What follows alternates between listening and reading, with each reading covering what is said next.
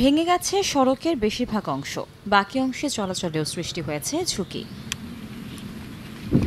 সাতক্ষীরা সদর উপজেলার বাগমারী রোড সংস্কার কাজ শেষ হয় ২০২৩ সালে। পরের বছর সড়কটির পাশে কলকাতা খালের খনন কাজও শেষ হয়। তবে এরপর থেকে প্রতিদিন জোয়ারভাটার পানির চাপে ভাঙতে থাকে সড়কটি।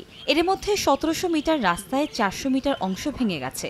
এতে সড়কটি চলাচল অনুপযোগী হয়ে পড়েছে। এলাকাবাসী বলছেন, শীঘ্রই ভাঙন রোধে ব্যবস্থা না নিয়ে পুরো সড়কটি খালে বিলীন হয়ে যাবে। রাস্তার অর্ধেক অংশ ভেঙে খালের ভিতরে চলে যাচ্ছে।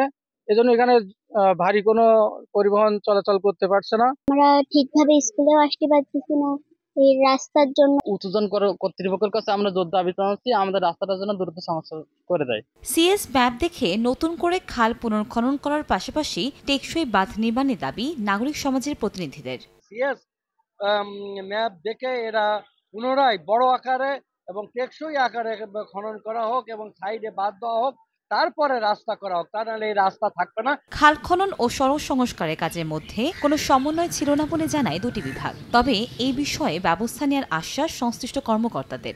আমরা যে সংশ্লিষ্ট নির্মাণকারী যে দায়িত্বশীল সংস্থা তাদের সাথে আলাপ করেছি, আমরা আশা করছি তারা ডেফিনেটলি সেটা ব্যবস্থা নেবে। খাল কাটার পরেই মূলত এখানে ভাঙন দেখা দিচ্ছে। রাস্তা যখন হয়েছে তখন খালটা ছিল অনেক ন্যারো। পানি উন্নয়ন বোর্ডের নির্বাহী প্রকৌশলী মহোদয়ের সাথে কথা বলেছি, উনি বললো যে ঠিক আছে, আমি ঢাকায় একটা প্রস্তাব পাঠাবো। এলজিইডির তথ্য মতে বাগমারী রোড সংস্কার কাজে ব্যয় হয় ১,৪৬,০০,০০০ টাকা। সময় সংবাদ, সাতক্ষীরা।